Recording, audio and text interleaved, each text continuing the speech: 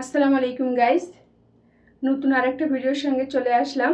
তো সবাই কেমন আছেন? আশা করছি সবাই ভালো আছেন। আজকে আমি রান্না করব মুগ ডাল দিয়ে রুই মাছের মাথা দিয়ে মুড়ি ঘন্ট। এই যে এখানে আমি রুই মাছটা নিয়েছি, রুই মাছের মাথা, বিশাল বড় একটা মাথা নিয়েছি, আর কিছু চাকা নিয়েছি, আর আমি দুই ধরনের ডাল নিয়েছি। এটা হচ্ছে মুগ ডাল আর মাসকলাইয়ের ডাল নিয়েছি আমি। এটা সাধারণত মাসকলাইয়ের ডাল বা মুগ ডাল এই দুইটা ডাল দিয়েই বেশি টেস্ট হয়। তো এই রান্নাটা কমপ্লিট করার জন্য যে মশলাগুলো নিয়েছি, গুঁড়ো মশলা, এটা হচ্ছে হলুদ গুঁড়ো, মরিচ গুঁড়ো, এটা হচ্ছে ধনিয়া গুঁড়ো, আর আস্ত নিয়েছি দুইটা এলাচ, সাদা এলাচ, এক পিস কালো এলাচ, আর এক টুকরো দারুচিনি, একটা তেজপাতা। আর এখানে নিয়েছি পেঁয়াজ, মরিচ ফালি করে নিয়েছি, আর কয়েক টুকরো আস্ত রসুন নিয়েছি। তো চলুন রান্নাটা কমপ্লিট করি। তো প্রথমেই আমি এখন ডালটা লাল করে ভেজে নিব, এই জন্য ফ্রাই প্যান বসিয়ে দিয়েছি। ফ্রাই প্যানটা গরম হয়ে গিয়েছে, এখন আমি এই যে ডালটা দিয়ে নিব।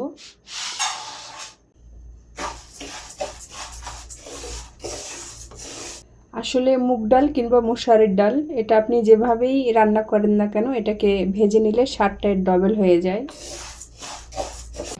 তো এই যে গাইস দেখেন, আমার মুগ ডাল এবং মাসকলাইয়ের ডালটা আমি লাল করে ভেজে নিয়েছি। এখন ডালটা আমি তুলে নিব। এখন আমি এই ফ্রাই প্যানের ভিতরেই তেল দিয়ে নিব মাছটা ফ্রাই করার জন্য। তেলটা আমি পরিমাণে একটু বেশি দিচ্ছি, কারণ মাছের মাথাটা অনেক বড়। তো তেলটা গরম হতে থাক, এদিকে আমি মাছটা মাখিয়ে নিই। এই যে দেখেন, আমি এখানে সামান্য মরিচের গুঁড়ো, সামান্য হলুদের গুঁড়ো আর লবণ দিয়েছি, দিয়ে মাছটাকে ভালো করে মাখিয়ে নিব। তো তেলটা গরম হয়ে গিয়েছে, এখন এক এক করে সব মাছগুলো দিয়ে নেব।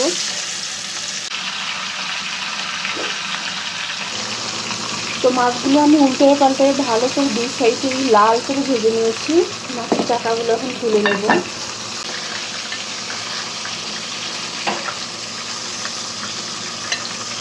তো এই যে দেখেন, সব মাছগুলো তুলে নিলাম। এখন এই মাছের মাথাটা আমি আরও 2 মিনিট ভেজে নেব। তো মাছ ভাজার পর্ব শেষ, এখন মূল রান্নাতে চলে যাই। মাছ ভাজার যে অবশিষ্ট তেল ছিল, সেই তেলটা আমি পাতিলে দিয়ে দিয়েছি।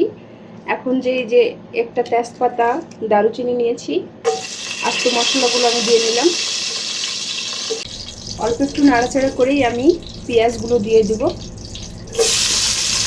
এখন পেঁয়াজ মরিচগুলো এভাবে আমি নেড়ে কিছুক্ষণ কালার চেঞ্জ করে নেব। এই যে দেখেন, আমার পেঁয়াজের কালারটা চেঞ্জ হয়ে গিয়েছে। এই মুহূর্তে আমি এখানে আদা রসুনের পেস্ট দিয়ে দিব। আদা রসুন এবং জিরা বাটা এগুলো দিয়ে দিলাম।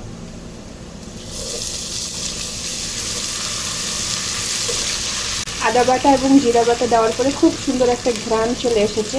এই মুহূর্তে আমি এখানে পানি অ্যাড করে দিব অল্প, সামান্য পানি দিয়ে নিলাম। এখন এই যে গুঁড়ো মশলাগুলো সব দিয়ে দিব। এটাকে আমি ভালো করে কষিয়ে নেব, যতক্ষণ না এটার উপর তেল উঠে আসবে ততক্ষণ আমি এটা এভাবেই কষাবো।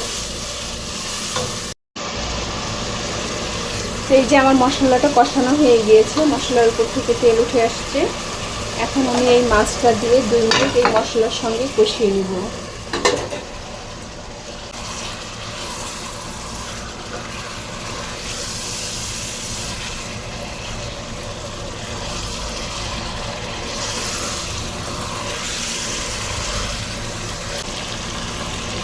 মাছটা আমি 2 মিনিট কষিয়ে নিয়েছি। এই যে দেখেন এখন কত সুন্দর লাগতেছে, একদম লোভনীয়।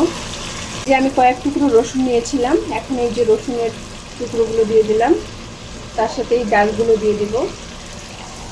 সব ডালগুলো দিয়ে দিলাম। এখন এটাকে আমি 10 মিনিট নেড়ে নেড়ে কষিয়ে নেব। এটা নাড়তেই হবে, নাহলে নিচে লেগে যাবে। তো এই যে দেখেন, 5 মিনিট কষানোর পরে এটার ভিতর থেকে এমন একটা ঘ্রাণ ছড়িয়ে গেছে পুরো বাসার ভিতরে, এই ঘ্রাণ। তো কষানো হয়ে গিয়েছে, এখন আমি পানি দিয়ে দিব। আমি পানির পরিমাণটা একটু বেশি দিচ্ছি, কারণ ডালটাও সিদ্ধ হবে এবং একটু ঝোল ঝোল রাখবো, এই জন্য।